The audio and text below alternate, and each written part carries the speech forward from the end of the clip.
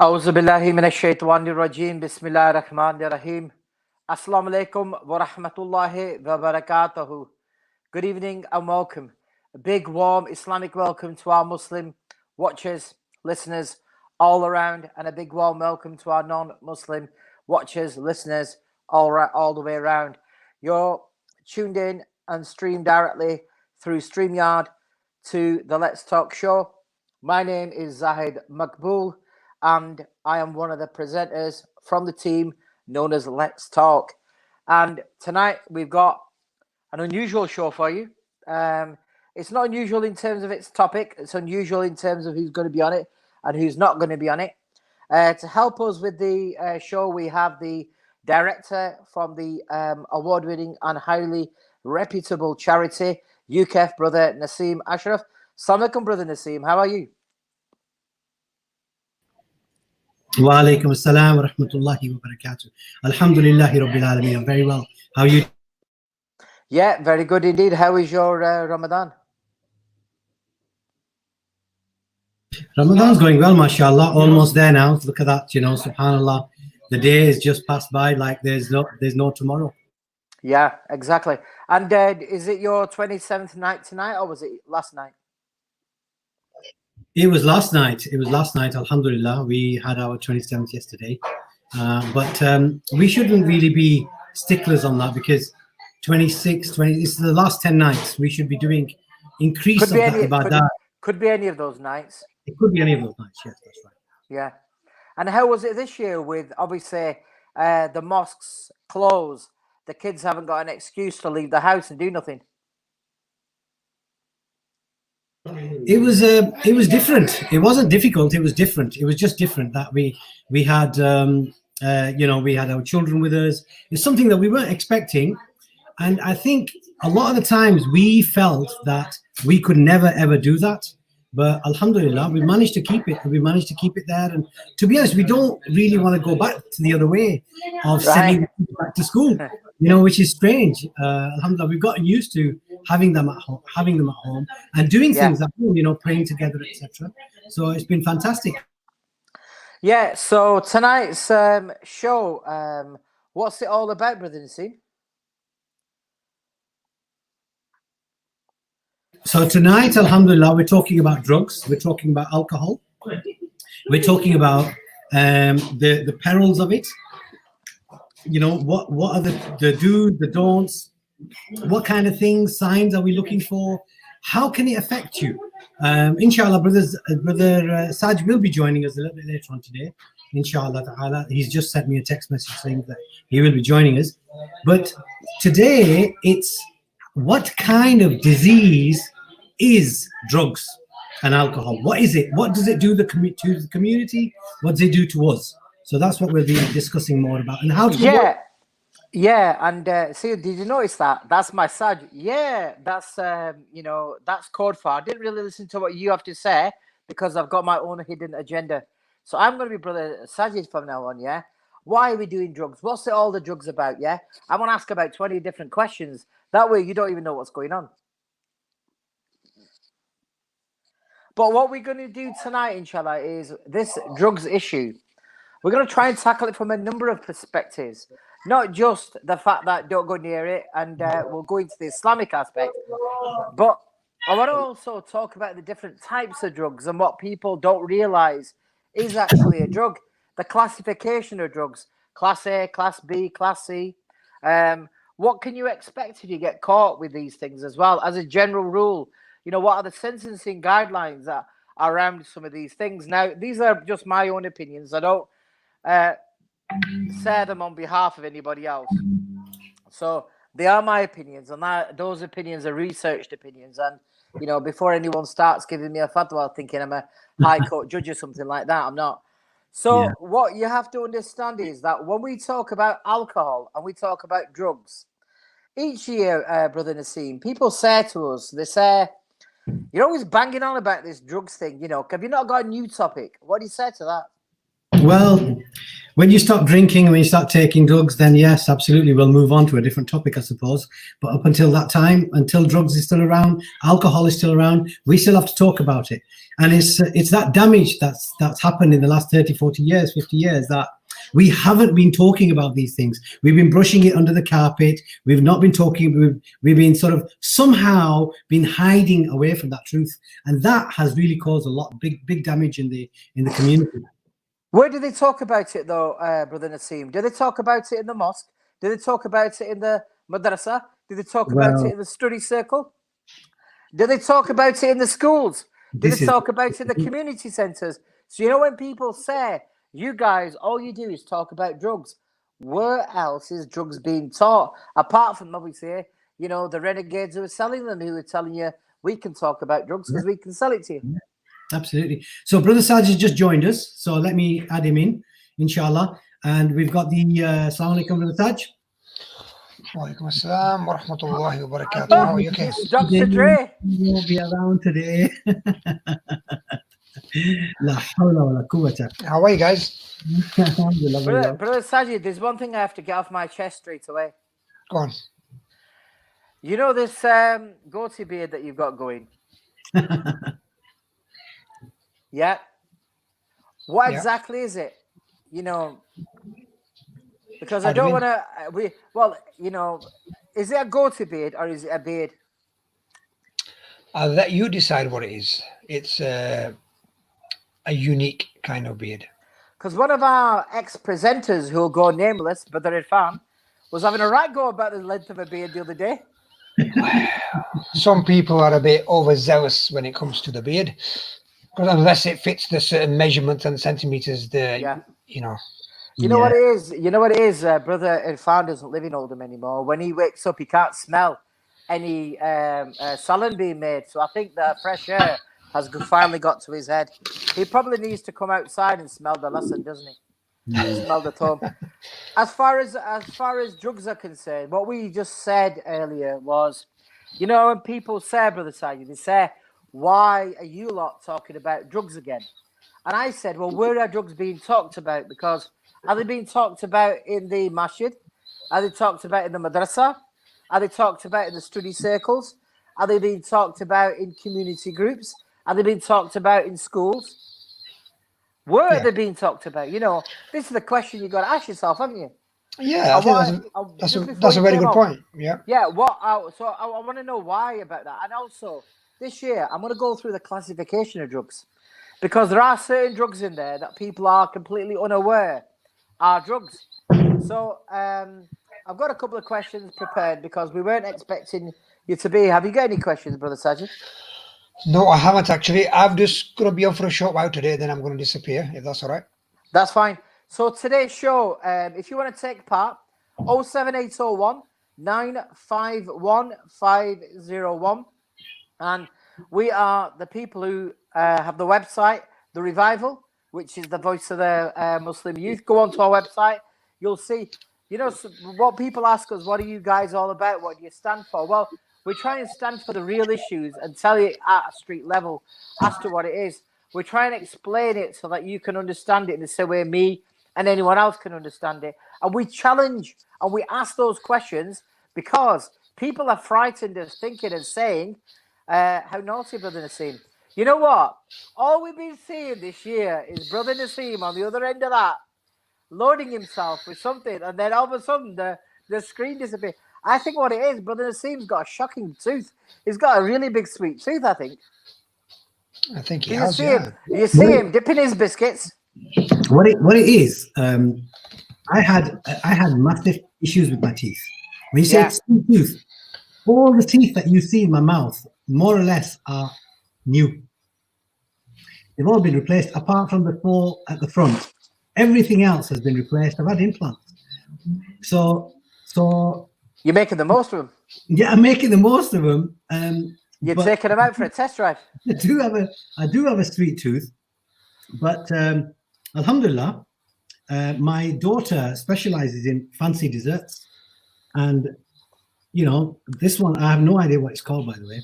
Don't say that. You can't hurt her feelings. You just have to eat it. It looks quite tasty. Before we go anywhere else, a couple of text messages that we've received already. Yeah, the first one here, anonymous. Have you guys got nothing better to do than start encouraging people about drugs? It is the 27th night. Well, first things first. If you listen to this show or any of our other shows, and if, in particular this one, I haven't encouraged anyone about drugs. Far from that. Another one here. Brothers, where is Sajid? Well, Brother Sajid is back. Later on, we will also be having Brother Asghar with us, and we'll also have Brother Akib Fiaz, who is a boxer. So I want to start off by talking about the different types of drugs. So we talk just before you do, Zahid, just from that text message, it's an important point to raise. When you talk about something, it doesn't mean that you're encouraging it. What you're doing is you're raising the issue, because what we're scared of as a community is just to talk about the issue. If you don't talk about what drugs are, what the harms are, what the impacts are, what the impacts it has on your physical and mental health, what it does to your friends, to your peer pressure, what it does, how it leads people to crime, how it leads people to going to prison, etc., etc. If we can't even talk about it, parents can't talk about it, parents aren't aware of it, masjids don't raise it, then what's going to happen? There's going to be ignorance, and then what's going to happen is that young person will have all the signs of someone who takes part in drugs, and parents and elders and community won't know because they don't recognize the signs. So when we talk about drugs and alcohol and different kind of addictions, whether it's pornography, whether it's anything else, the point is this: there's no taboo in Islam. We shouldn't be embarrassed to talk. The Sahaba used to come to the Prophet and Brother Nasim will correct me if I'm wrong here, and they would ask all kind of questions, and the Prophet would never say, "Oh, that's a bit of a rude question." So the point is this, and my point to those people who think that we're Beisharam or whatever is this: would you rather that we talk about this on a proper platform with the learned people? We've got Brother Nasim in the studio here as well. So the point is this: we can talk about it from an Islamic point of view. And when your son, your daughter, your nephew, your niece is at school, is at college, is at university, is at the workplace, you would say, at least we heard about the classification of drugs. We talked about the impact that drugs can have on your physical and mental health. And we even talked about how we can avoid it, how we can spot the signs, and how we can make sure that our children aren't involved. So, brothers, just by talking about it, surely we're not encouraging it, but we're doing the opposite. No, exactly. What we're doing is educating people on it. Educating. And Brother Nasim, did the Prophet ﷺ talk about these issues with the Sahaba, or did he just talk about Salah and Zakat and Hajj and worship? Absolutely. These are real issues. This is why we always say it's the system of Islam. It's not the religion of Islam. It's a system, which means it governs us from the cradle to the grave and beyond.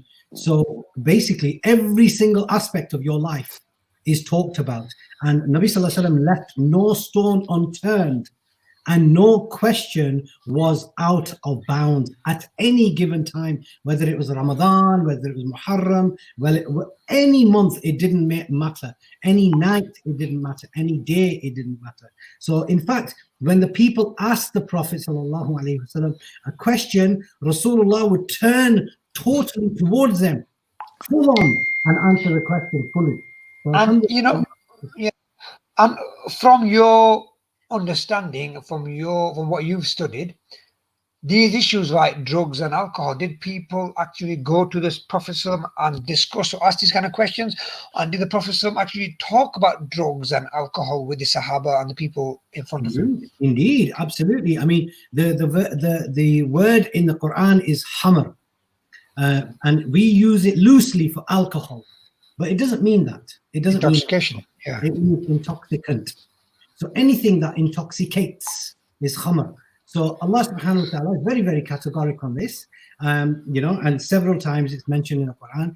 And Rasulullah sallallahu ta'ala alayhi wasallam, he basically went through the whole process of detoxification. And so the detox process, the very first time the detox was introduced, it was introduced from the Quran. So the verse came down and said, there is good in it. but there is more bad in it. So stay away from it. So people stop drinking before they came for salah. Then the second verse came, and Allah subhanahu wa ta'ala said that, there is more bad in this, blah blah blah, stay away from it. Then the third verse came, and Allah subhanahu wa ta'ala said that this is devil's handiwork.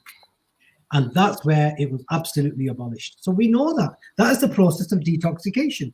And Nabi Sallallahu Alaihi Wasallam deployed it beautifully, absolutely perfectly within that community. The people came and said that we've been doing this for thousands of years, blah, blah, blah. All this, nobody said that this is a subject which is out of bounds. Today, Brother Saad, unfortunately, we get lots and lots of families who are affected by drugs and alcohol. Yeah. And the families don't want to talk about it. They brush it under the carpet. All the signs are there, the telltale signs, the laziness, the waking up late and everything else, right? Not going into work, where it all starts, the hanging out with new mates, flashy watches, flashy cars, all sort of things happen, right? At a very young age. People ignore it, up until the point where the heroin is then found in the atta.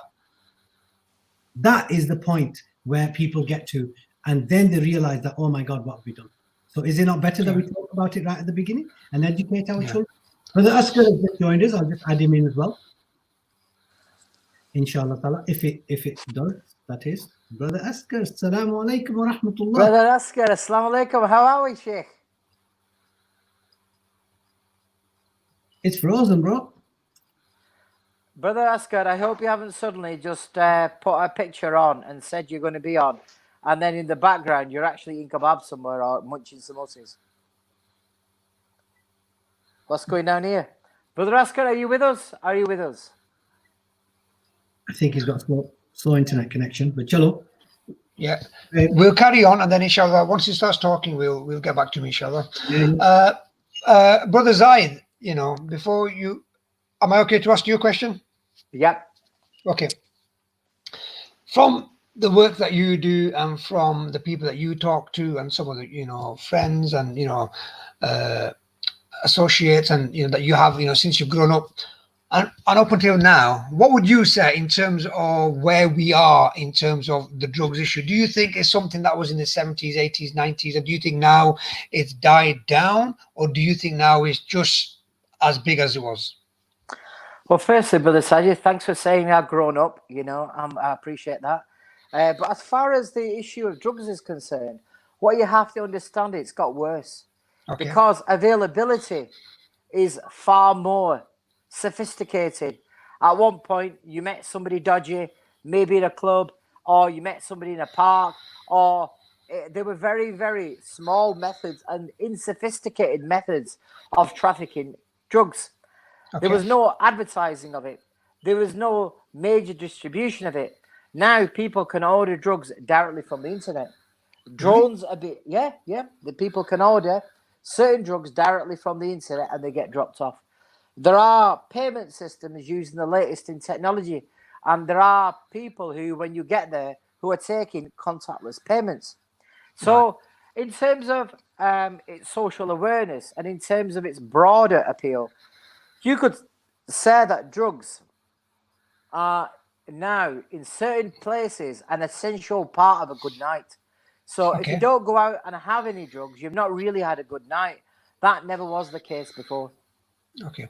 And from the people, when you speak to young people, where do you think it all starts from? Where do you think, because as we grow up, we all know that drugs, alcohol, this is haram, it's not Islam, it's intoxicant. We all know that, don't we? From when you talk to people, do you think some people in the back of the mind think it's not haram, or they try to justify it, or are they unaware of it?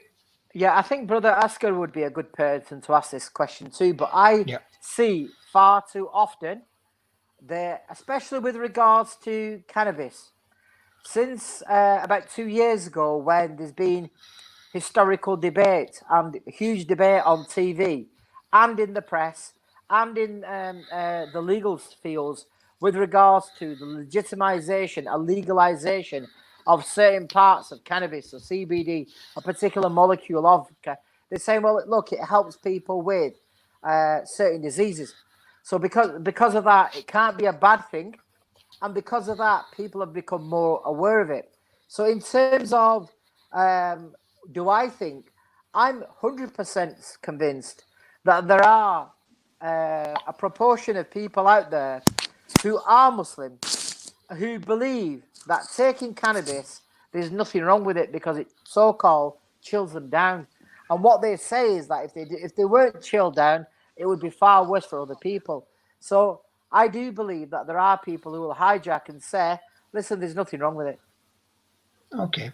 Brother Asghar, Brother Asghar, are you with us now? You just put a picture up. That picture, Brother Asghar, looks like a psychopath, either who's not being paid for his pizza or is going to do me in. Can you get rid of it once and for all? Brother Sajid. Yes. Yes, I was just going to say that was scary, that picture, but that's good. Oh, he's gone now. Yeah, from what you've said there, then, do you think then is that, and we can get Brother Nasim to go in a bit more detail, do you think that there's a lack of education here from the Islamic perspective in terms of the legality, from an Islamic point of view, in terms, yeah, sorry, yeah. So do you think there is a lack of education from a Islamic point of view, or do you think that people are fully aware that this is haram, but still we're going to do it anyway? I think there is a big lack of education on it. There's a massive issue when it comes to education and awareness and knowledge about this. I don't think people know the severity of it.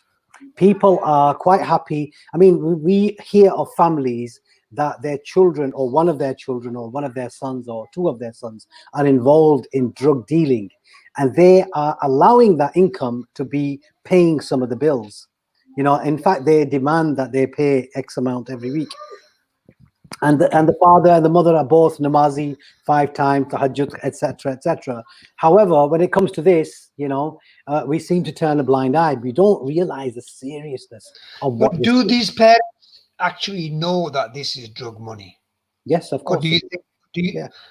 Okay, Brother Sajid, let's be critical, yeah, and let's not beat around the bush.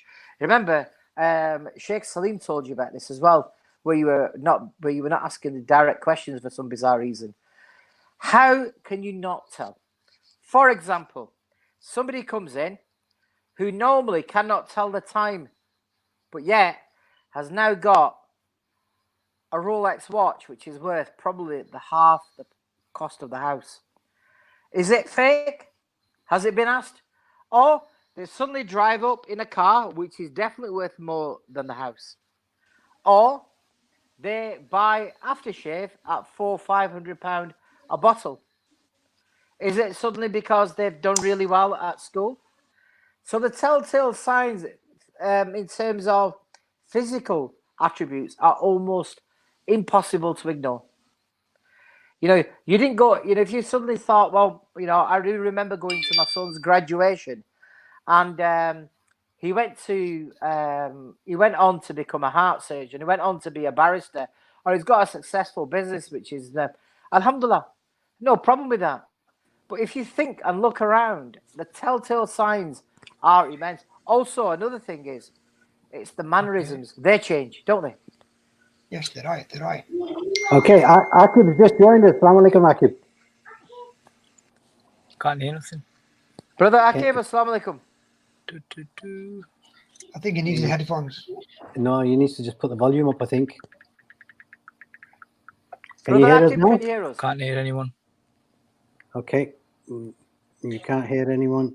Okay, he's just... Well, let's carry on. Before we go any further, Brother Sajid, yeah? Because what we're talking about tonight is drugs and alcohol, yeah? And I thought what we do is we just go through in a very simple way classification. Yeah. Because what classification is, it tells you how bad something is. Okay. And I'll give you a rough idea. So these are not exact, and there's about 16 or 17 drugs that are in there, but I'll name some of the most infamous ones. So, for example, crack, cocaine, LSD, they are category A. So they're considered to be the worst for you. And category A drugs carry. Assalamualaikum. Walaikum salam, brother Akib. Can you hear us? That's better. I can hear you now. Good, good. Welcome to Let's Talk. How you doing, my brother? Can you hear us? Can you hear us, brother Akib? Hello. We can hear you. Can you hear us? Calling all cars. Brother Akib, are you wearing earphones? No. Yeah. What I'll do is I'll continue, and if the brother wants to join, and when he can hear us, and we can hear him, inshallah. So the first classification are known as Class A drugs. After that, there's Class B drugs, which are considered to be still illegal, but not as bad.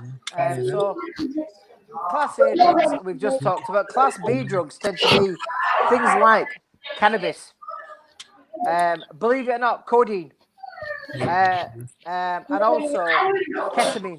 And then you have Class C drugs. Is there a lot of background noise for everyone else, or is it just myself? I can hear background noise. Where's the background noise coming from? Brother Nasim, any idea? It's gone go now. on. It's gone now. Cool. Yeah. Yeah. Yeah. Brother Akib, can you hear us yet? You can't hear him. We can hear you. You've just said we can't hear him. The man in the United Hub, we can't hear you. Yeah, we can't hear you. I think it's the host. We can't hear you. Can you hear me? Can you hear me? Yep, I can hear you. Yep. All right, that's all that matters. As long as you can hear me, that's fine. Okay. Oh, that's fine. Forget his idea. Log on and off. Log on and off. That'll be easy for you. I think if you log on and off, if you just come out and then just go back into it, then sure, it should work. And if you get your earphones as well. Yeah, go on, Zahid. Yeah. So we've just talked about Class A. Class B, cannabis. Class C is the one that I wanted to spend a bit more time on, because Class C has a couple of things in it, and one of them is steroids. So we see a lot of these people who go to the gym, who go into the gym and then can't get out of the front doors because they've been taking steroids. And you know, Class C, Zahid, what does Class C mean? Is that where it's not too bad, or is it illegal, or testing?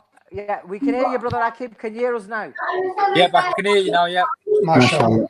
Most splendid. So we're talking about classification of drugs, and joining us is brother Akib Fiaz. So brother Akib, we'll come to you in a second, but we're talking about the classification of drugs. So Class A drugs, crack, cocaine, LSD, these are Class A drugs. You get caught selling one of those, starting point of sentence, 7 years and upwards. After that, you've got Class B drugs. Cannabis is the most famous one inside there, although ketamine is involved there as well. And if you get caught with them, again, it could be 5 years. And then you've got Class C drugs.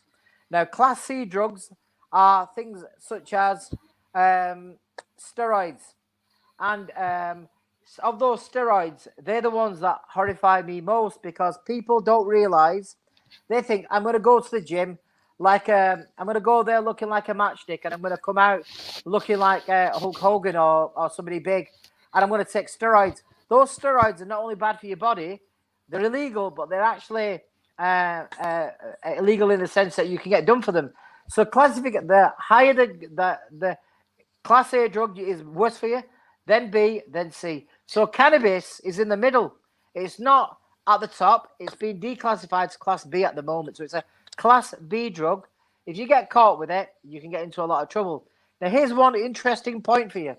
Supposing, we'll ask Brother Akib, yeah? Supposing someone's driving and they get caught drink driving, yeah? They'll get a ban.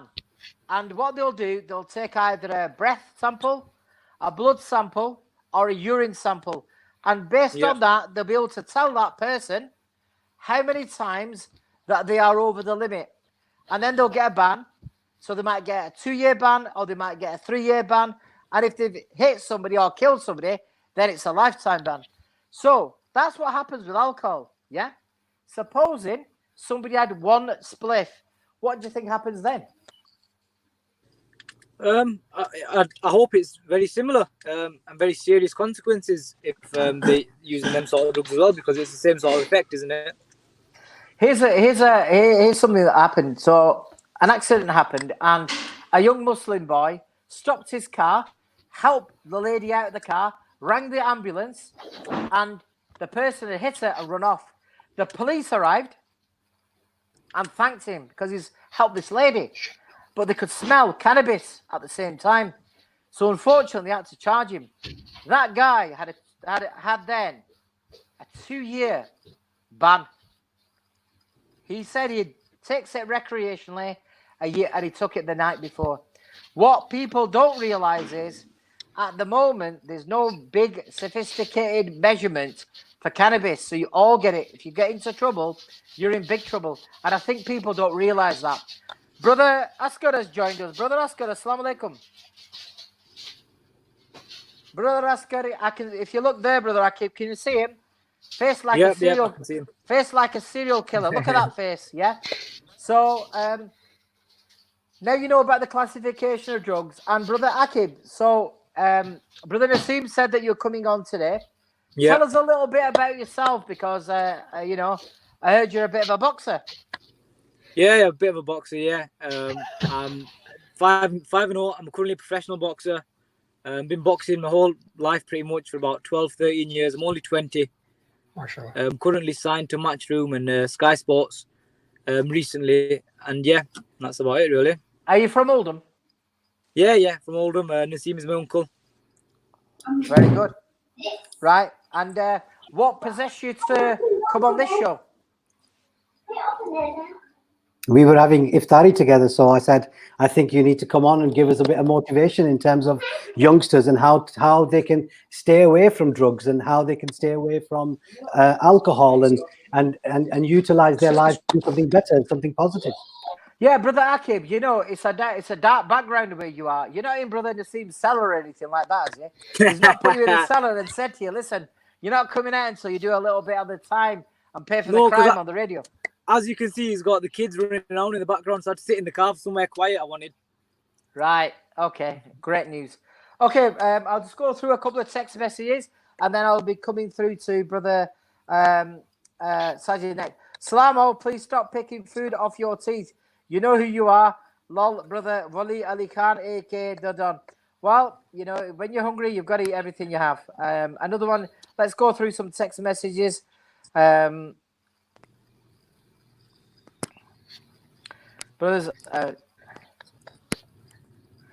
right, brothers, I have a knee problem and suffer from anxiety. I smoke weed to help with the pain. I buy from Dodgy without a regular supply of medication, which is natural. How are we supposed to help them? Please read out. Yeah, all of this about medical reasons why people take drugs is utter nonsense. In order for you to suddenly say, I need it for medication, have you got a medical note in terms of that particular drug? Because cannabis has two elements to it. One of them is a medicinal element. Another one is the addiction element to it. So, you know, people who suddenly jump on the bandwagon and say that they've got a knee pain and all the rest of it, you know, have you tried anything else? For example, walking or some, you know, physiotherapy, or does it have to be a spliff to get rid of it? And you know, on that point as well, Brother Zahid, because it said in the text message that they've got anxiety because they've got knee. So now let me just say just a few points on that. If you've got anxiety or you've got any kind of mental health problem, alcohol, drugs is not a safe or a positive way to deal with any form of mental health illness. It makes it worse. If you've got anxiety is where that worry can grow into that anxious thought. It grows into that negative thought. And once that negative thought kicks in, you start mind reading, you start catastrophizing, and it turns into a mindset. So what you need is, you need therapy, you need CBT, you need counseling, you need a talking therapy so you can change that mindset. So you need tools to manage that worry, to overcome the anxious negative. This is what I do in counseling sessions as a qualified counselor. Cannabis or any other drugs is not going to help you with any kind of anxiety or mental health. It might just, you know, chill you out for a while, but then you won't be able to sleep. Then you're going to be worrying. Then you're going to be overthinking. Then it's going to have an impact on your physical health. It's going to have an impact on your mental health. So if you've got any kind of mental health, don't think that cannabis or any drug, because what it is, if you use drugs or if you use alcohol as a coping method, what will happen, it will help you calm down for a while, but then that worrying, that overthinking, that trauma, that being paranoid, once that kicks in, then you're going to have more drugs, then you're going to have more alcohol, and it's going to make it worse. So if anyone is struggling with any kind of mental health, then please get in touch with myself, leave the number with Brother Zahid, or I can signpost you to get some professional help. Okay, Brother Zahid. Yeah, brother Sajid, I was a bit horrified about you endorsing drugs. What's this CBT you're talking about? Is that some new type of weed you've got going on there, brother? What's happening? Yeah, it's from the grand. We're talking about weed, and either not weed. You're talking about CBT, cannabis-based treatment. This is for my Grand Mufti. Yeah, no, this is CBT. This is cognitive behavior therapy, and this is a counseling model, not any drugs. Okay? Did you see that, brother Akib? Yeah, CBT. He's just changed the word around. He's talking about having a buzz himself. I like what he did there. Yeah. So, brother Akib, you're an athlete. Tell me, yeah? Yeah. Are you ever tempted to take some steroids?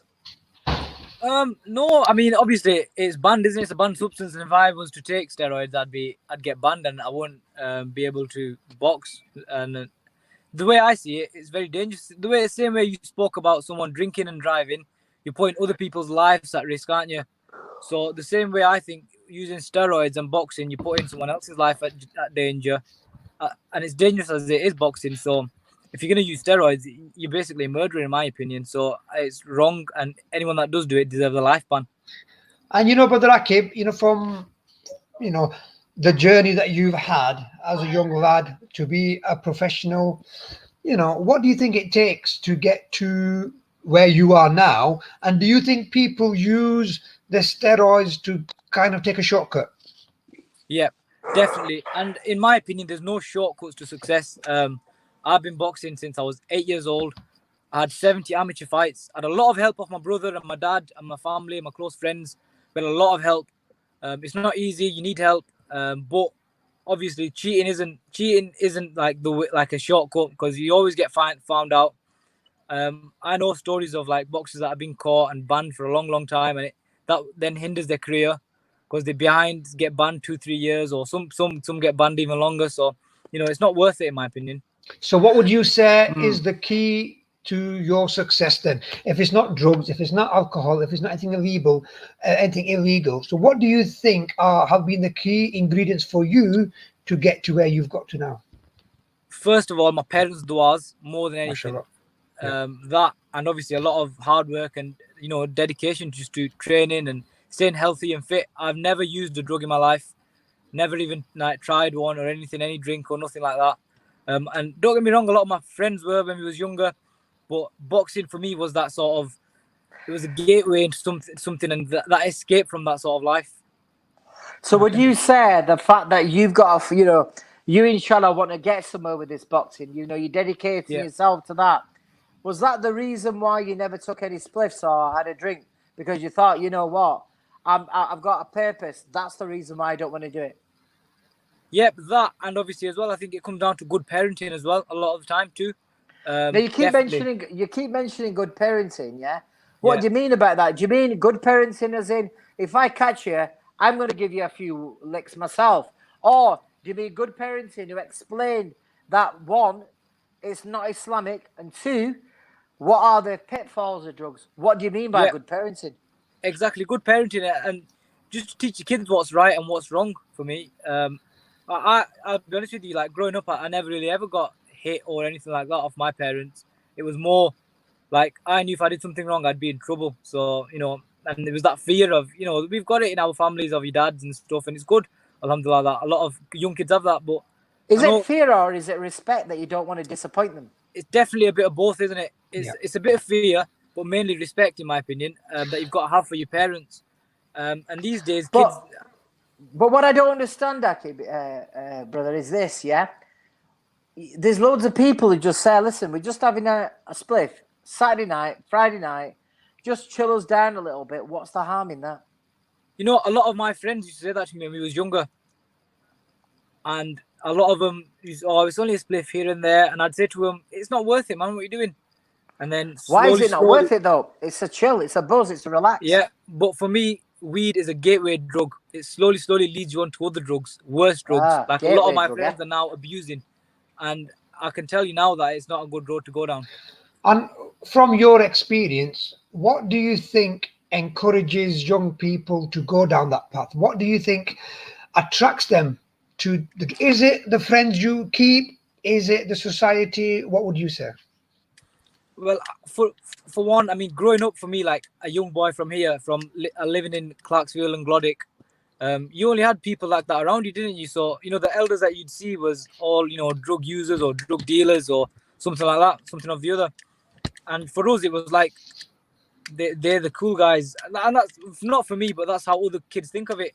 Whereas, inshallah, one day, kids are going to look at me and think, he's someone that we want to be like instead. And that way, you know, wouldn't you rather your kids doing sports, boxing, football, something like that, rather than going out smoking drugs and doing whatever else? So if you weren't into boxing, would you say that you could have been one of these lads who might have been up to no good with More than likely, yeah, because a lot of my friends are, and obviously, again, it comes down to good parenting. It's not just the boxing that's kept me away from that, because I've got two brothers that never use drugs as well, and they aren't boxers either. But it's just about good parenting. It's a mixture of the both for me.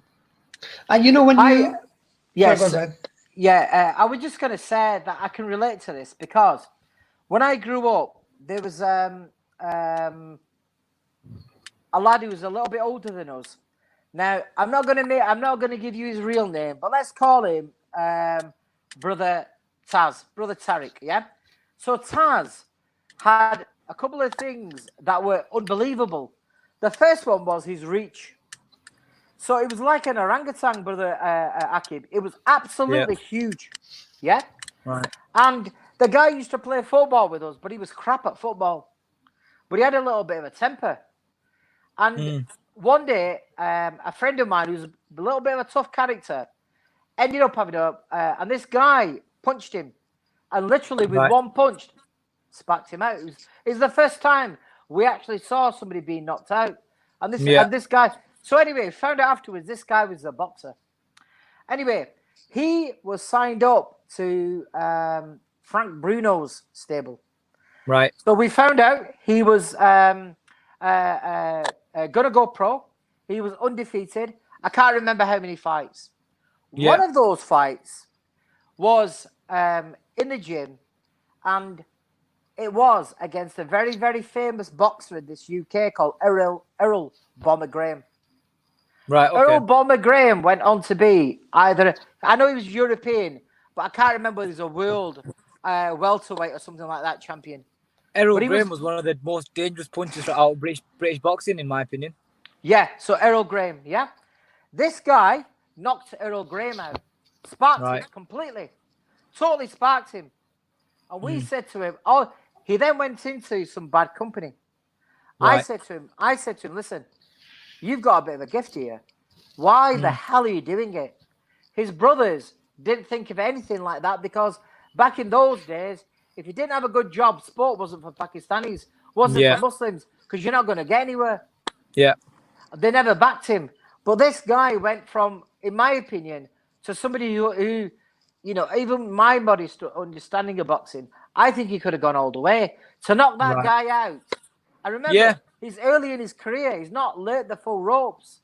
And even not even do it. It's not even about. For me, it's not even about do anything. Say fine, he might not have been a world champion or a world beater and a great fighter, but it'd have kept him off the streets and give him something to do other than going out and fighting on the street, which isn't good. Well, this guy then started, and this will show you how far back it is. He started sniffing glue. From that, he went to cannabis, the gateway. Yeah. From cannabis, he went straight into heroin, and he was a zombie. Yeah. And I saw him many years later, and the guy was in tears. He remembered.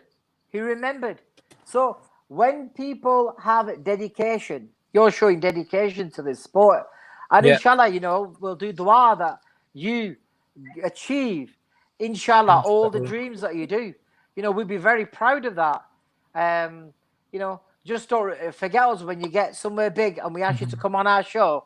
Otherwise, No, we're no. not letting you. Otherwise, we're not going to let you out of that basin of No, inshallah. I've just managed to get a slot on your show now. I'm not letting this one go.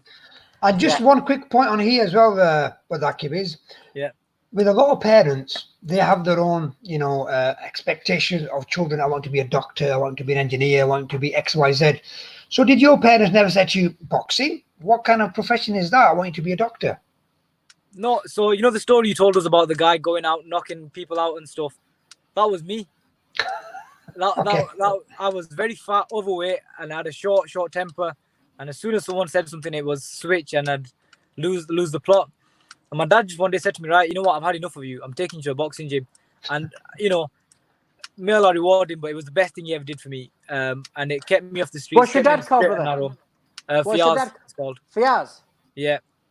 He owns the garage on Mohay Street, tyre shop. Right. Okay. So he took me down, and then slowly I had a couple fights, really enjoyed it. And then my brother started training me, and then from there my amateur career just went from heights to like, it just got better and better. And I boxed for England, which is everyone's dream as a young kid. Got to wear the England vest and represent the country, and yeah, it just went from strength to strength. And then now sorry. And when you got into boxing, what did that do to your anger? What did that do to all that energy that you had that you used to use it in an aggressive way? It was gone because I'd go training and I'd come home and I'm too tired to start fights with anyone. So it wasn't the case. Okay. And is it not a bit scary, boxing? Is it not a bit of hard work? Is it not a bit, I mean, how do you maintain it? And are you not scared when you're in that ring, when you know someone's going to knock your head off? No, because you slowly, once you get used to it, you realize you're not made out of glass, for one. Your body can withstand a lot of punishment. And it's not really punishment, in my opinion. It's like, so you know how people use these drugs and it gives them the good feeling and it makes them feel better. Yeah. Boxing gives me that feeling. So I never had to use any drugs. I heard Mike Tyson's thinking of making a comeback. Is that right? Yeah, I've heard that. I don't think he should. That doesn't sound right, does it, at that age? I mean, not that I know much about boxing, but... What is if you look at now? 53 years old, but if you look at his physique and you look at the sparring sessions that he's been having, but sparring is not the same as actually receiving a punch from the other side, is it? Yeah. You know what it is? Tyson, in my opinion, is the second best boxer ever. Yeah, in my opinion, though. With him, remember one thing. That, the reason why he stopped boxing was because he fell out of love with it. He thought, can't do this anymore. Don't see the point. Now he's saying he's got this ego, his hunger back. And with him, all that skill and that animal behavior will still be locked up inside his mind. If that's unleashed, I reckon he could do something. I'm a fan. I'll go and see him. Know. When was his last fight? 2002, 2003, was it? Long time ago. Yeah, and I think even in my opinion, he was past it then. Age is one of them things that catch up to everyone, and I don't think you can mess with that. And also, let me ask you as well, Brother Akib. Since you started boxing, what have you noticed about yourself? What do you think's changed in terms of your personality, your behavior? What have you noticed over the years that you've achieved through boxing in terms of your personal life? Even in terms of Islam, boxing's given me stronger faith. Okay. It's brought me closer to Allah and stuff like that as well. Just from, like thanking him. I never, I'll be honest, when I was a lot younger, I never used to pray, and I'll admit that I wasn't very, forward with my Islam and my deen. But then slowly, the more Allah gives me, the more I appreciate it and the more I thank him and the closer I am. And you know what? Overall, boxing for me has changed my life from I could have been one of them guys that you was talking about before, who was out, doing the drugs, and when someone can fight a bit on the street, he gets a bit of popularity, and everyone wants to be his friend, and it easily happens, isn't it? It goes from one thing to another.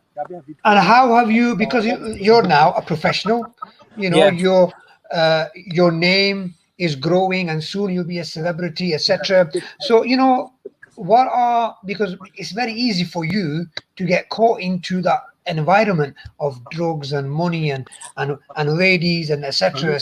Because we know of other professional boxers who've gone, who become professional, and they've gone a bit on the side. So is that something that you fear that you're going to be challenged with? No, because again, I've got a very good family, alhamdulillah. My brother, so whenever we go out, I'm with my brother. He's a few years older than me, and Is he your bodyguard? Is he? He's not really my bodyguard, because I'm sure if we got into trouble, I'd be the one fighting Helping him more out. than him. Yeah, but Okay. Yeah. in terms of like, so like I don't want to say it like, but he's like the good angel on my shoulder, and he won't really let me get into trouble and stuff like that. Okay. So, Well, it's a big challenge because many people said the same thing as what you'll say. And I know boxers who are quite famous who have made millions in this game, and they say the same thing. But but until you're in those shoes yeah, and you're 100%. getting that, you don't really know. Yeah. You make the intention, and you have to remember that the people who did dua for you today, their dua never changes. Money Yeah. changes people, corruption changes people, and fame changes people. Once your name's 100%. plastered over TV, over social media, and every word people are analysing it, it will change. But I hope that you stay to your normal self, be real, never change, never ever Inshallah, yeah. change. Just do dua for me, guys. We will Inshallah. do. And you know what, with that, Kip, a lot of people want, as we said earlier, they want the quick money. They don't want to go to school, college, university. They, like yourself, they don't want to put in the hard work. They want something quick, and they want to have a nice and easy life. Now, what would you say? Because you've put a lot of effort in, okay, and you have earned your success because of the effort you put in. What would you say to those people who want to be gangsters? What you want to say to those people who want to sell that drugs and make millions? Listen, like you said, there's no end to numbers, is there? So if you're chasing money is in numbers, isn't it? So there's no end to your happiness, and you'll never be happy, in my opinion. I don't do boxing for money.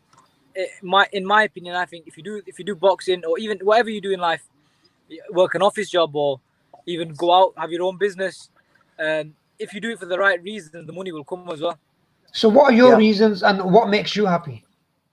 I, inshallah, want to do my family proud, win, inshallah, world titles, and with that will come money, will come all the other things that you talked about. But inshallah, Allah keeps me on the right path, and my family as well, and looks after us all. MashaAllah. This whole thing about drugs and stuff like that, it's very easy to get a hold of drugs now. It's a lot easier than it was before because there's lots of different things. What I was going to say to you is, people don't realize how many girls are taking drugs. How many girls are more than happy for you to go down and have a smoke with them. When I grew up, talking to a girl was like, you get caught talking to a girl, that was a no-no. Now it's, she's my best mate, or we go college together, even though they don't go to college, even though they don't have any best mates. But parents seem to tolerate this intercommunication between girls and boys. Do you think that in itself is a problem? Yeah, definitely. Because obviously these girls are going to be mothers one day as well, aren't they? So, them knowing right from wrong as well themselves is a massive thing, because then the next generation is also not going to know right from wrong if the parents aren't teaching them right. And also, like yourself, are you telling me you're a boxer, you're quite famous now? Are you telling me some nice ladies not come up to you and say, you want to go for a drink later on? Shall we go for a restaurant? And, have you not said, or have you just said, astaghfirullah? Like I said, that my brother's my bet. My brother's goes with me everywhere I go, so I have no chance, Damn, that brother of yours, eh? Sounds a bit like Scooby-Doo. I would have got away with it if it wasn't for them pesky brothers. Yeah. That's the one. Zahid, if you want to, Zahid, have you got any text message that you want to cover? I'll just check the text messages. Brother Asghar struggling to get on. What inspired brother Akib? What inspired you to go into boxing rather than just chilling? Like I said, I was always out getting into a bit of trouble here and there. And when I say getting into a bit of trouble, I was 7 or 8 years old at the time, so it wasn't major trouble. It was just like a little fight here and there, push and shove with another kid. It was very aggressive. And then for me, as soon as I stepped in the boxing gym, I just fell in love, and it brought me brought me that peace, inner peace. Just being able to train, take out all my energy, and then go home and just relax. What weight are you? I fight at super featherweight, Right. so 9 There's a stone lot. 4. Yeah, there's a lot of you don't see many big guys who are coming through Muslims, are you? There's a Well, yeah, lot of them at this age, this weight. yeah, we're not very big, are we? By nature, are we? So And there's not many. No. are there a lot of people from the Muslim Asian community from that you see who are actually coming up the ranks as boxers or professionals? Do you know in the amateur squads? I remember I was an amateur 18 months ago now. So I remember when we go to the England camps and you go to the England team, I'd say 50-60% of them was people of Pakistani background and ethnic minorities. Really? It wasn't all English guys. So Okay. over the next few years, inshallah, you're going to see a big rise in the Pakistanis over here. Okay, mashallah. Now we've just got a question on the screen as well. I think it was, what can we do to inspire young people to stay away from drugs? Inshallah, all they got to do is take a look at me, and I'm not saying I'm anybody who's I'm no better than anyone else, but I now, alhamdulillah, make a living from boxing. I don't have to work a job. I just box and I make a living, so I don't have to work and stuff. So inshallah, going forward, I've had a few young people messaging me telling me I'm like a role model to them and stuff. Now that they've got me, so to look up to, and they can see that, look, he's from around here like us, Clarksfield bloody. If he can achieve that, he's now fighting on Sky Sports. He's signed to Matchroom and etc. We can do it as well if he can do it. So why can't we? So they should take inspiration from that in just itself. And how does it feel that you could be a role model to young people? Do you feel the pressure on your shoulders, or do you kind of are inspired by that? There's not really any pressure or any different feeling. I feel if I just be myself, talk to people the way I am, be nice to people like I always have been, and inshallah, they should see, they should see that for the real character that I am, and just sort of take inspiration from that again. And you sound like a normal guy. You sound like an everyday guy. You don't sound like someone who's got like a chip on his shoulder, or someone thinks I'm better than other people. And you would say, again, that's down to your upbringing, would you say? Yeah, my upbringing and a lot of boxing, one of them. Boxing is the most humbling sport in the world, in my opinion. Because if a young kid comes in who thinks he's a gangster outside or whatever, he comes into the gym, he says, "Oh, can I spar this boy? Can I fight him?" And I'll say, "Yeah, of course you can." He'll get in, and this kid might be skinny and small and ginger hair even maybe, and one of them that's typically bullied, but he's a good boxer. So you get in the ring with him, and he beats you up. He keeps hitting you. You can't hit him. And you come back to me after the round, and I'll say, "Listen, if you don't listen to me, he's going to do the same to you again. So you got to do this.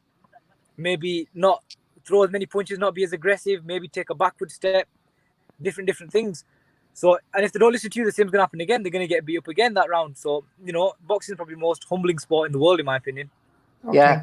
Yeah. Just a thing on this. The greatest boxer, in my opinion, was the late Muhammad Ali. Yeah. Now, the reason why I say it, because I grew up when I was very, very young when he was in his hierarchy, when he was really used to wake up in the middle of the night and there'd be these super bouts on. But it's not just the fact that this person was a boxer. But the thing with Muhammad Ali was he was somebody who inspired other people through Islam. He never, when he became a Muslim and he changed from Cassius Clay to Muhammad Ali, throughout his life, I didn't have the opportunity to meet him. But some of my friends have met him in person. And do you know what he always kept with him? A spare copy of the Quran, pocket size, and he would give it to people. He never shied away from being a Muslim first. He's a great sportsman, 100%. Probably. He never shied away from it. He gained inspiration from it. Look at all his interviews. What I would say is a lot of our boxers are told it's not fashionable to be Muslim. They're told, look, 100%. For your publicity, don't bring the Muslim card into it because no one wants to know.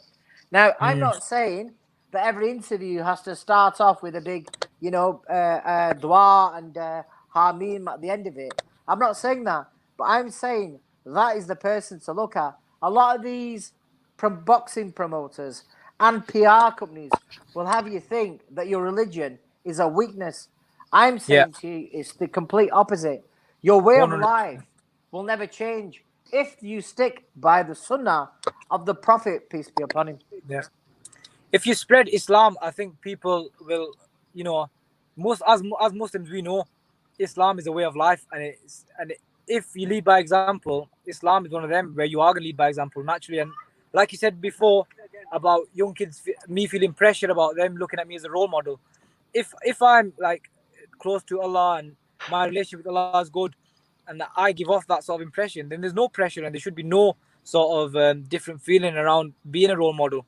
If you're Islamic, and I'm not saying I'm the most Islamic and stuff, but the way I see it is, if you're close to Allah and you have a good relationship with Allah, and you remember your Islam and your Deen, then people will look at you as a role model naturally anyway. Yeah, and remember the fact that if a 9, 10-year-old boy or a girl thinks, you know what, this is a guy who we used to see, and now, mashallah, yeah, he's become a professional boxer, and they think I can do something. It may not be boxing, but what it does is it gives them the motivation that if this person off the streets near to me can do it, I can do it. Yeah, That's exactly. it. And that would 100%. motivate you more, wouldn't it? Because if you think, you know what, when I get in the ring, or better still, when some athletes get up at crazy times in the morning to go for a run, at that point, famously, this Tyson Fury used to go for runs at 3 o'clock in the morning. Yeah. You know, nobody's around then. There's no glamour then. He's chucking it down outside. He's either with his coach or he's with himself. And at that point, when that person's running, if that person's got Iman, then they're gonna, then it's a different thing. What I'm trying to get to is, look, yeah, mashallah, we hope you're a gifted boxer who's going to go all the way. But many boxers fail, and what they do is they change for the sake of celebrities. Muhammad Ali didn't. And Muhammad for the Ali sake of never others. changed. Yeah, no, you can't. You just be real. I think if you're yourself and you be real, people appreciate that more than someone who's being fake and trying to push Islam to one side and trying to hide who they really are. I think people can see that a mile off and they'll understand that he's not being real. So I feel you just be real, be yourself, and the way you are, and people understand that and appreciate it more than someone who's fake, in my opinion. Now, what about people who are already in the bad influence and they've got friends around them and they've been with them and they are their boys for many years or their girls for many years and they haven't got what it takes to step away because of peer pressure? What would you say to people in terms of how to get out of that circle so they can change their life for the better? Find something, find a hobby, find an interest of yours that you're passionate about. Not your friends, not your family, but you, something that you're passionate about, in my opinion. Whatever that may be, fishing, boxing, football, whatever it is, just do it. Go out and do it. Something that you've always wanted to do. And to be honest with you, I know the coronavirus and this COVID-19 isn't a situation that anyone wants to be in, but it's probably the best thing for people like that. At the moment, no one, the world is on pause pretty much, isn't it? So you can go and do whatever it is that you've been wanting to do for years. So go and do it. And if you enjoy it, stick with it. Make that your peace and your sort of bring your downtime rather than drugs. Yeah. Yeah, Akib, what team do you support? I'm a United fan, but not the most strongest United fan at the moment. But you do. So really, you'd support then the Premier League being banned and Liverpool don't get the title? Yeah, I'm not really followed football much for the last sort of 2 or 3 seasons, but yeah. That's all we need to know. That's okay. That's fine. Yeah. Yeah. So long as we've got the right people on the right screens, that's the main thing. And you know what? The important point that Brother Akib mentioned there is to do something that you enjoy. Because you know why, Brother Akib, sometimes people might have a job, it's an office job, it might pay well, but if it's boring and it doesn't give them, and it doesn't inspire them, they're not motivated, then sooner or later they could, when people say afterward, what are you doing today, Saj? Shall we go for a drink? They might say no, and then if they haven't got anything in their life, they don't want to go home, they haven't got any interest, they haven't got any hobby, then that's where they can be influenced in that way. And I suppose having interest, hobby, having self-care, is quite massive.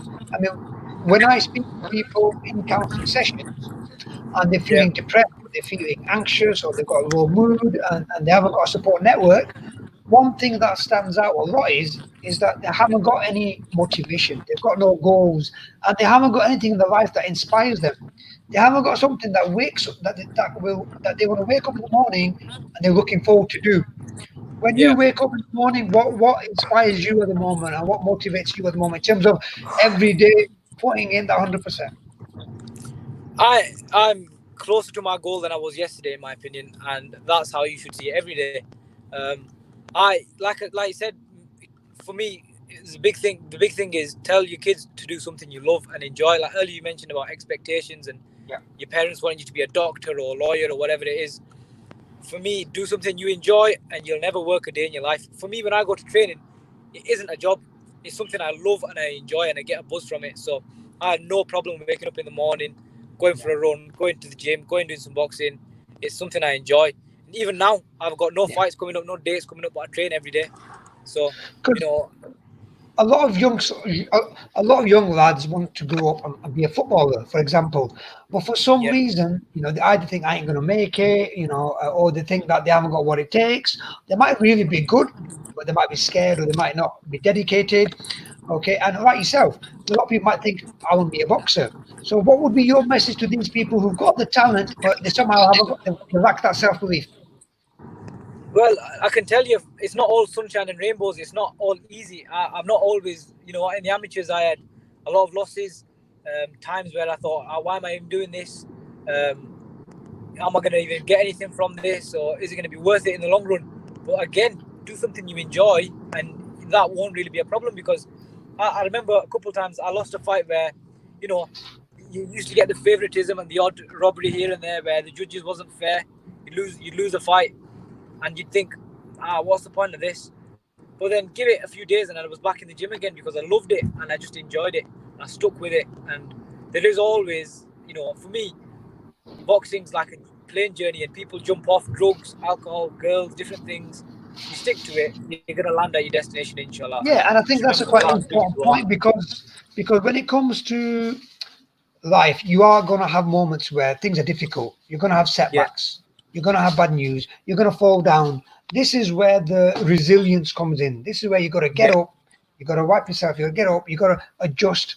And I think sometimes that's difficult. Let me go to Brother Zahid on this because he will know quite a lot about this as well. But Brother Zahid, what would you say when it comes to people who kind of go through setbacks, and once they get a setback, they start blaming themselves, the self-esteem goes down, and they give up.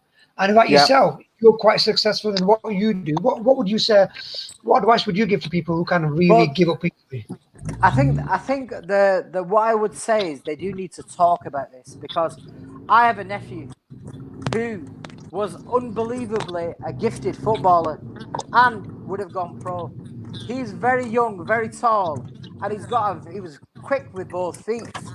My nephew could have been a professional footballer. On the day of his trial, his mum's not ill, his mum's not very well. So as a result of it, he doesn't go there. Now, that has been with him for years and years and years, thinking, you know what? I could have been a professional footballer. I missed my chance. But he has to talk it through, because if we believe as Muslims in predestination, one of Yeah, the things that you've got to understand is he spoke to me and it's known fact. I said, look, that means that you'll be also successful with something else.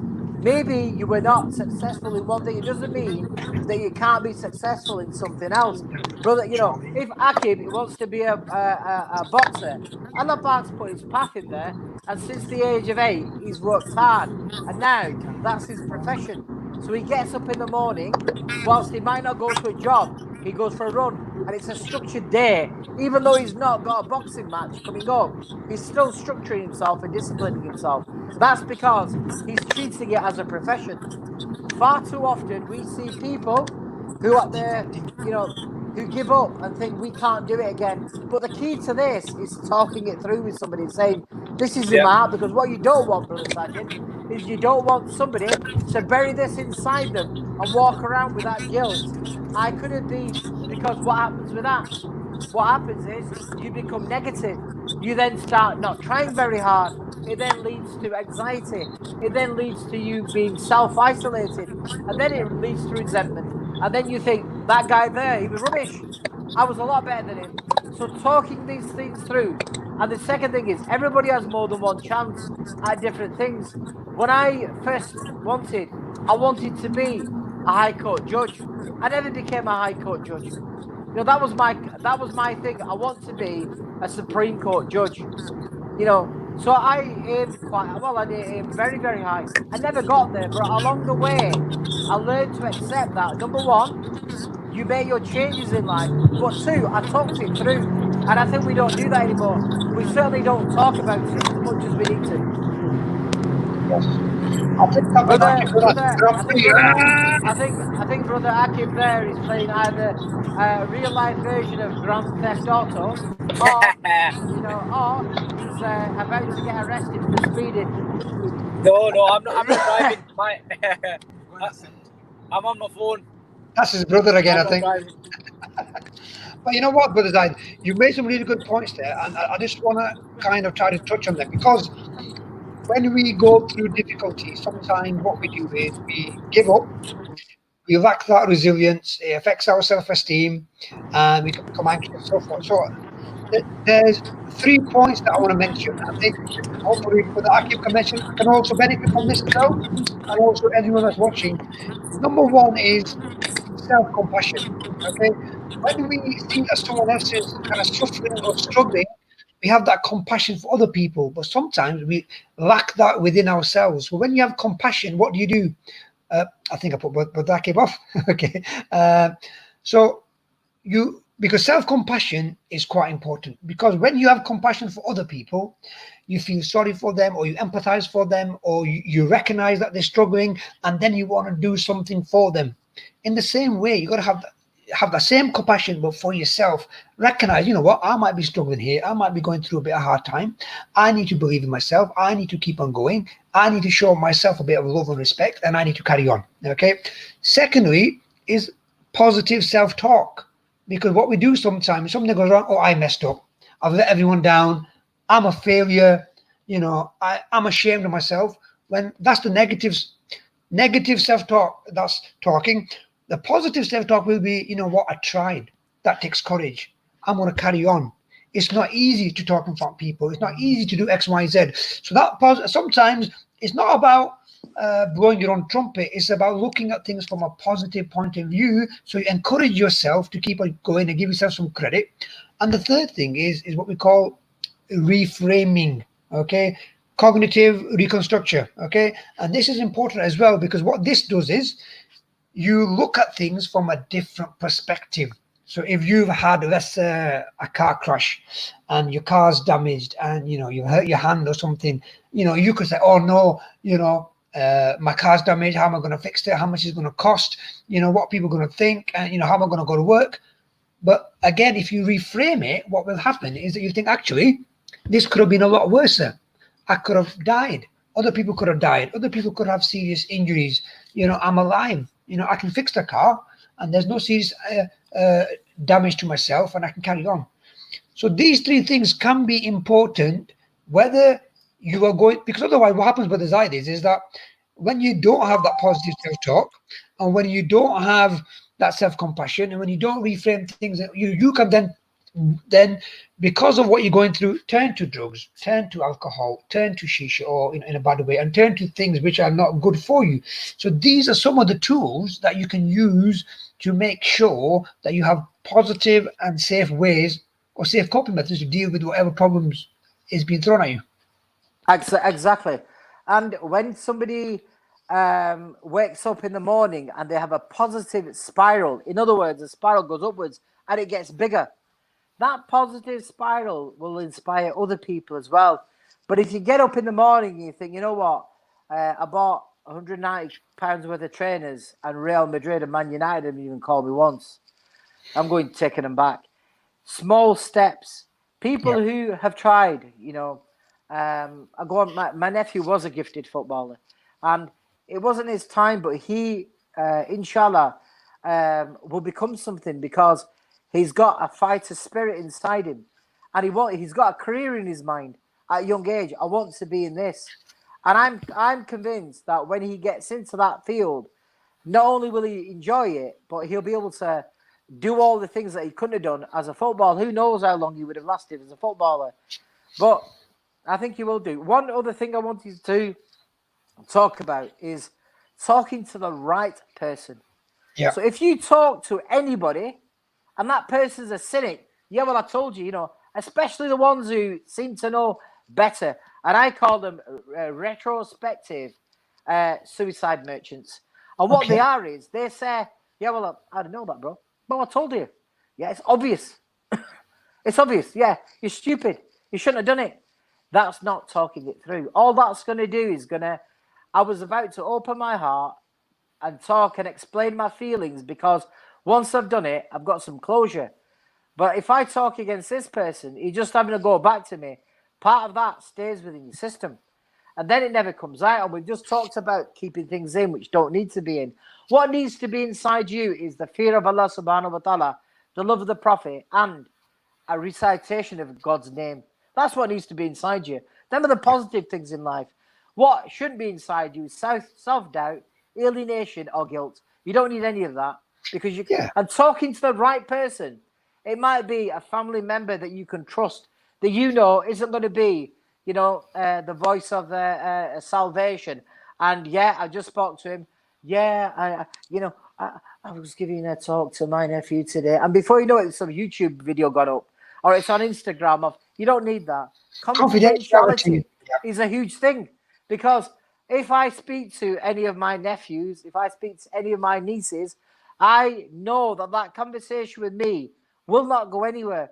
They don't have to say to me, "Oh, uncle, don't tell your missus." They know for a fact I'm not going to tell my missus. I hardly tell her anything anyway, but, why would I tell her somebody else's secret? So I don't do it. So confidentiality is a big thing. We have to make sure that you're speaking to the right person.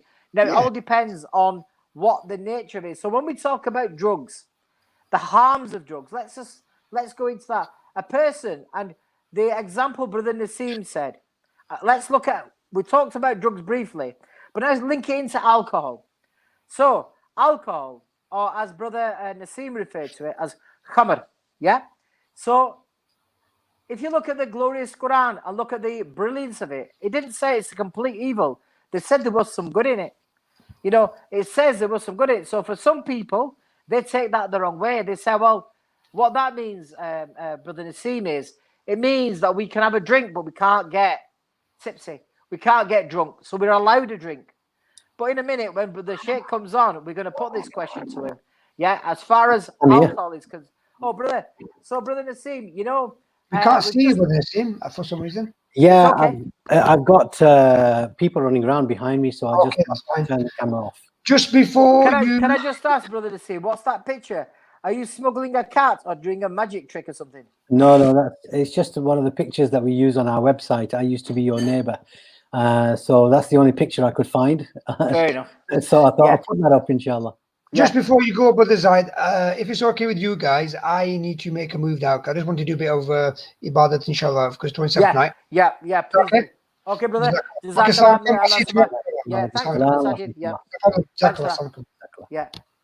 Sajid. We appreciate Brother Sajid coming on. It is his 27th night, and we know it's a little bit quiet tonight because yesterday we didn't have a show. Today we have got a show, and there are a lot of people who will be doing ibadat. And if you're listening to us as part of your ibadat, and may Allah kabul it, but if you read the Quran, it'd be far better if you spend the time in proper ibadat, in sujood, with the manual of life open.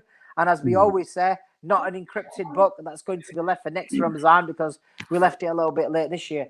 So the question I was going to ask you, Brother Nasim, is, so we've had a couple of text messages, and one of them says that we've made it up, where the Noble Quran says that there is good in alcohol, and this person said that we've made it up. What's that? That when the earlier narrations came out about before the complete prohibition of alcohol, it says that khamr, there is some good in it. Has that come from the Quran, or have we just made it up? Oh yeah, it is in the Quran, and this is what I'm saying to you, that you know, I mean, people use that to actually use it to drink alcohol, unfortunately. So this here's one in Surah Maida. "O you who have believed, indeed intoxicants, gambling, sacrificing on stones, altars to other than God, and divining arrows are but defilement from the work of Satan. So avoid it, that you may be successful." This is the last verse that the Quran revealed. I'm just trying to find the one where it says, it's a benefit. Okay, here we go. It's in Surah Al-Baqarah in verse 219. "They ask you about wine and gambling. Say, in them is a great sin, and yet some benefit for people." So there is good in it. But so in them is a great sin. However, there is some benefit in it for people, but their sin is greater than their benefit. And they ask you what they should spend. Say, the excess beyond needs. Thus Allah makes clear to you the verses of revelation, that you might give it thought. So there you go. Surah Al-Baqarah, verse 219. It tells you clearly. There you But go. I didn't say it. Allah subhanahu wa ta'ala is saying it. Jazakallah. Now, in regards to, we've talked about drugs, and if we had Brother Asghar on, and Brother Asghar has been trying, but has technical issues getting on, I would have been able to ask somebody who deals with people on a day-to-day basis about what happens with drugs. I deal with people who are victim of taking drugs, and I know the consequences. So I'll give you my understanding of it. When a person takes drugs, whether it's a spliff, you know, whether they have, you know, a little bit of weed here now and then, or whether they're full-time hardcore, you know, crystal meth users, heroin users, coke users. One important thing to remember is it's not about them now. It's the impact that they're going to have on other people. So with an addiction leads to the funding of that addiction. So you've got to find money to get it from somewhere. And most people aren't going to go out and work and run a successful business and run or be able to be, if they are really bad addicts. I know of people who they call it now, don't they? Social, we just have you know, we'll have a little smoke. It's a little bit of socializing.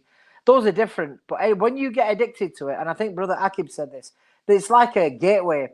So that gateway, once it's open, is going to lead, because you think, this is a nice feeling, you know, this is a good buzz. So what could be better than this? So what I'll do is this, I don't want to try that crack. Don't like the idea of them syringes. And then somebody says to you and talks you into it. Before you know it, you started injecting, you started going down the syringe line. So with drugs, it's the consequences of it. You might feel super energetic, or you might have a illegal high for the duration of that time, whether it's 10 minutes, half an hour, whatever it might be. Or it could be longer if you just, you know, constantly sat there puffing away a joint. But what you have to remember is that the people around you, because you're going to have to fund that somehow. And if it's a class A drug, it inevitably leads to crime. I've seen, and everyone has heard of, where mums hide away their stuff and put locks on their doors only for the door to get broken into, because their son and sometimes their daughter is taking money from them to be able to fund a habit. And there are, sadly, Muslim families in Oldham where they know that their son and or their daughter is a druggie, and they are actually helping them. They are saying, well, I'll give you £10. That's it. And then, so they're helping them. But what they really need to do is, you have to be cruel to be kind in this instance. You have to refer them over. You can't just say, look, I don't want to do it because the minute I do it, it's going to be based. It's already based.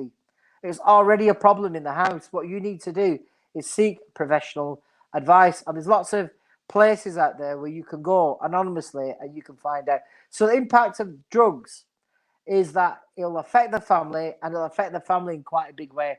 Now, as far as your personal circumstances are concerned, well, taking drugs is highly illegal, whether it's, you know, recreational use or what. Yet the law classes it as something that's an illegal activity. So you are going to get arrested. And if it's for the major stuff, class A, class B, the chances are that you're likely to get quite a hefty sentence.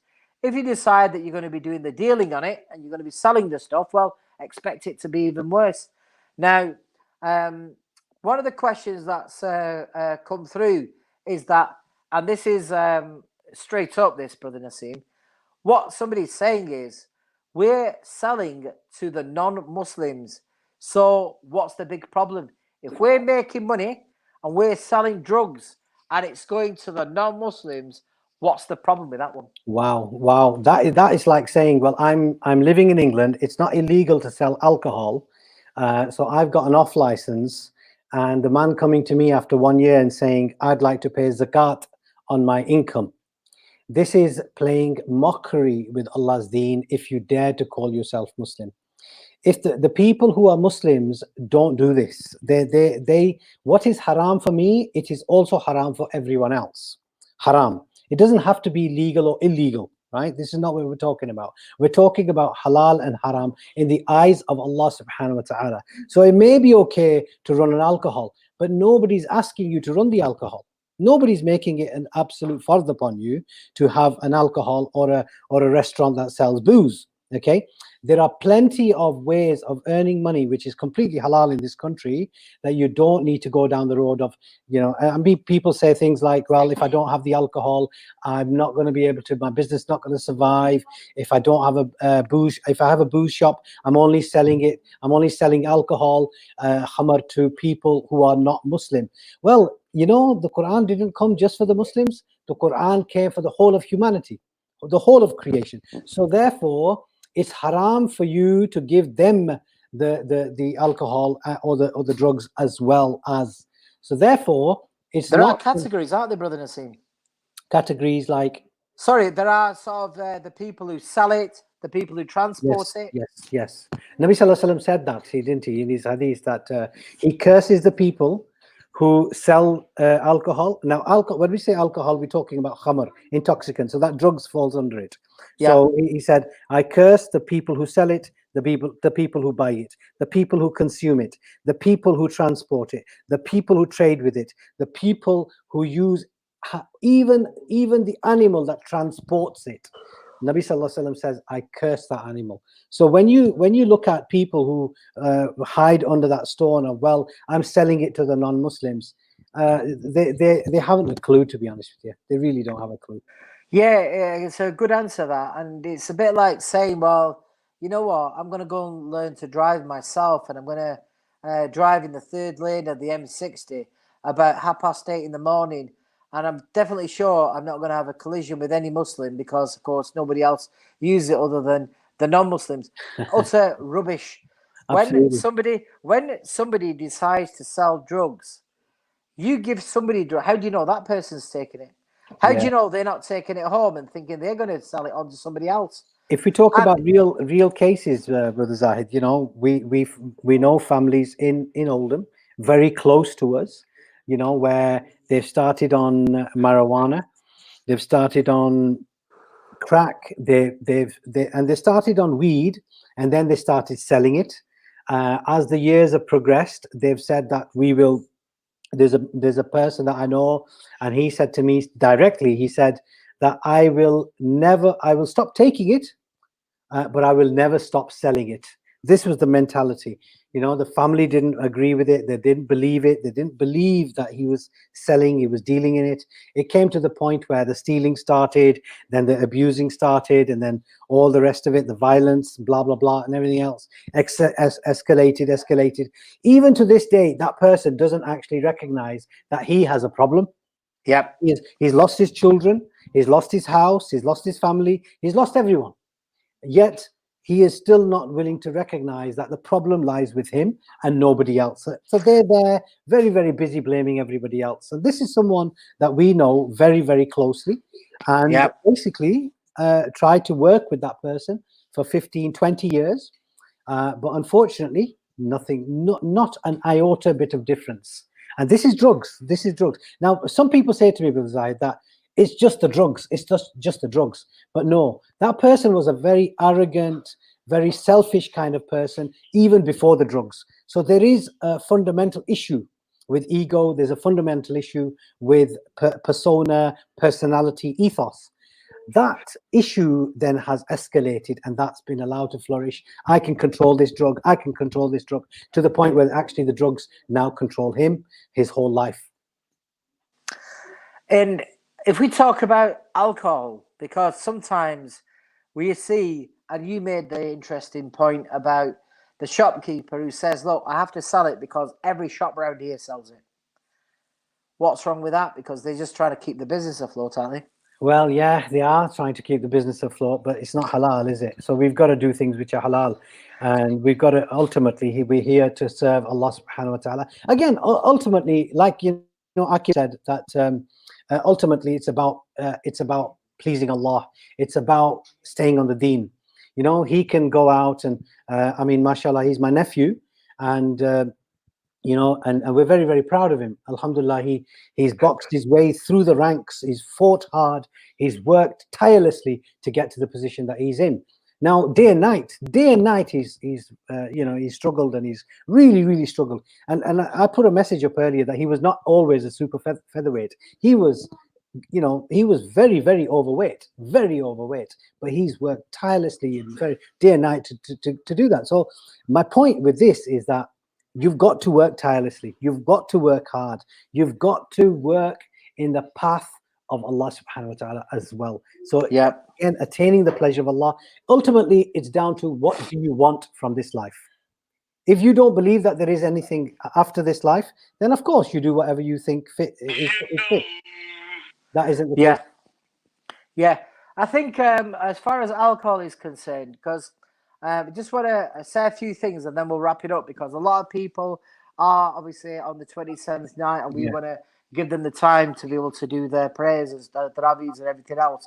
But I just want to touch on alcohol. See, alcohol has become fashionable because you see the big rappers with the stupid bottles in their hands, and they're doing it. And you also see it's a socially acceptable norm.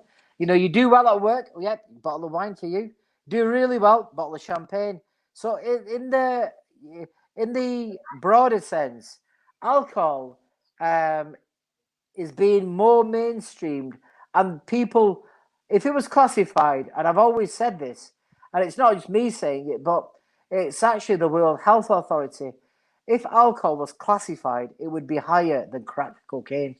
With the number of fatalities, the number of marriages it's wrecked, you only need to go into a courtroom, any courtroom, and you'll hear the defense counsel.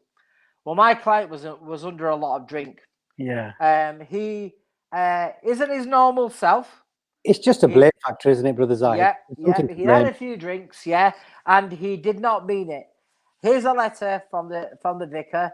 Here's one from the window cleaner. Here's one from the candlestick maker. He's a thoroughly good chap. He just happened to have a few drinks that day, and this happened. The fact is that as a society, we encourage people to drink and think it's being merry.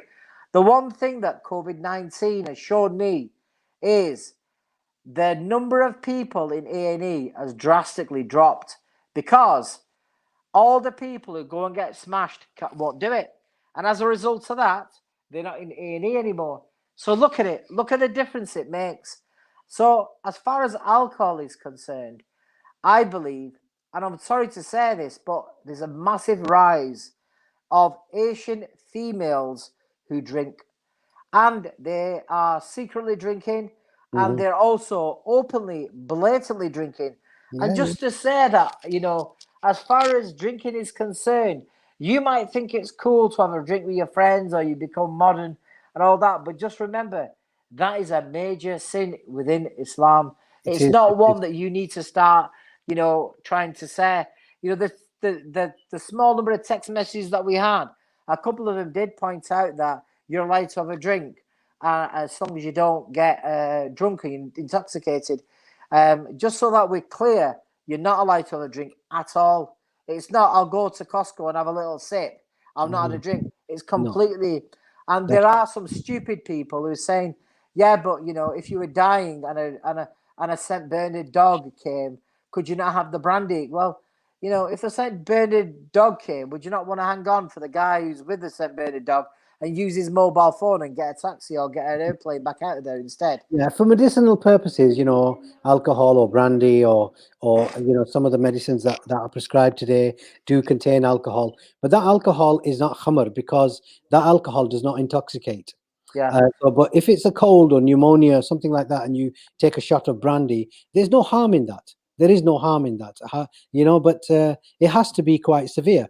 It has And to be severe, and it has to be as there is no other alternative, and it has yeah, to be prescribed. yeah, You can't suddenly think, you know what, I'm feeling a bit chilly here. I may as have a winter schnapps. Let's yeah. have a brandy. It's not like that at No, all. no, no, no, In the no. same way, when people say we have a split for medicinal purposes, did the doctor prescribe it? Did you go through the checks Yeah, medically, physically, and mentally to say that you're suitable to have it? yeah. And If there the are answer many. to that is no, you can't have it. Yeah, and there's lots of other medication now available.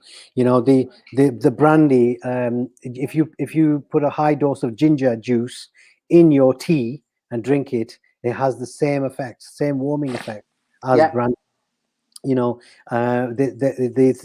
They now inject cortisone into knees for arthritis and things like that. There are creams that you can buy that you can apply on that pain. So marijuana is not the way to go, because like Akib said also, these are gateways to the yeah, to the to the bigger issue. So yeah. alcohol could be a gateway. Uh, One of the other conditions, brother Nasim, for curing people who've got problems with the knees, is actually switching the TV off and going for a walk and not sat in front watching stupid dramas all day. there That's is another thing that sometimes there happens. is that as well. But Yeah. alhamdulillah, have you had any more text messages? No, Uh, I think what we'll do is we'll wrap it up now. And yeah. I just want to, if you want to give any final points, we're talking about drug and alcohol tonight. Yeah, I want to thank my nephew Akib, and I want to thank you, Brother Zaid, and thank Brother Saj and Brother Asghar for at least trying. We know it's the 27th night for many people, so we know that we're going to get very low numbers. But inshallah ta'ala, maybe tomorrow they'll log in and watch it. But it's been very informative. Jazakumullah khairan. I think the point that you made earlier about trying and about trying to be successful, but what is the definition of success to us? That's what we've got to calculate. Is it about the money? Is it about fame? If it is, then are we feeding anyone else but our ego? And with Very that, true. until tomorrow night, assalamu alaikum wa rahmatullah. Jazakallah, thanks for that. I was very impressed with brother Akif Fiaz. I'd not actually spoken to the younger son, we can call him, before. I hadn't spoken to him, but inshallah we'll get him on the show again. I'm grateful for his time. May Allah subhanahu wa ta'ala keep him on the track of the Sirat al-Mustaqim and give him the ability to be a shining torch. I have no issues whatsoever in anybody local, whether it be somebody who's got to be a mayor, whether it's be somebody who's a businessman who's then turned around and got somewhere in life. I've got no issues with them. What they need to do isn't say, look what I've done. Look what we're able to do if we try. It's a difference. It's not being arrogant. It's inspiring other people to be able to do something and to inspire them to make that change. So as far as drugs are concerned, the key drugs that you have to bear in mind is the categories of the category A drugs, like crack and cocaine. They will kill you, and they will kill your mum. They will kill your dad in front of you. Whether you see them in the janazah before your eyes is a different matter. But when you take them, that's exactly what you're doing. You're burying your parents the minute you decide to do it. The minute you decide to sell it, you're attacking the ummah, because everybody, as we know, that is part of the ummah.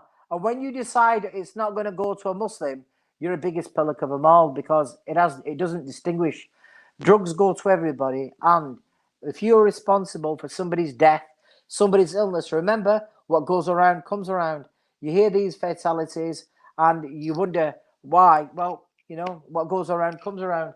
People who take cannabis, medicinal value and stuff like that, if it's what your doctors are, prescribed and you've gone through the NHS, that's a different matter. But if you're taking it upon yourself, it's completely different. And those who are thinking about steroids, I want to look like 10 men. I would strongly, strongly advise you not to bother with that one, because number one, there was a very, very close brother who lived in Wearith, was a huge guy, who unfortunately Allah subhanahu wa ta'ala grants him al-Jannah. That guy was pretty big. And when he turned to this injecting of steroids, it left him in a really precarious position. Wouldn't recommend that either. As far as your work and as far as alcohol is concerned, I work in a very busy environment, and I think I'm the only Muslim. In fact, I'm sure I'm the only Muslim there. It's about 80 people, maybe more, in a company of thousands. And I decide to take it upon myself not to do any of these drugs, not to go out for a drink. And when they say we're going out on Friday night, and you think, you know what, if I don't go out, they're going to think bad of me. Impress them with your work. Impress them with your work ethic. Impress them with your honesty. And trust me, you will get promoted. If you want to get promotion, it's not by going having a drink, slapping each other on the back and thinking, one hell of a game, one hell of a game. You're going to get promoted on your ability. If you relied on the drinks and all the rest of it just to get promotion, it's a fake game. It's not going to work, that one. As far as everything else is concerned, well, we'll call it a day from there.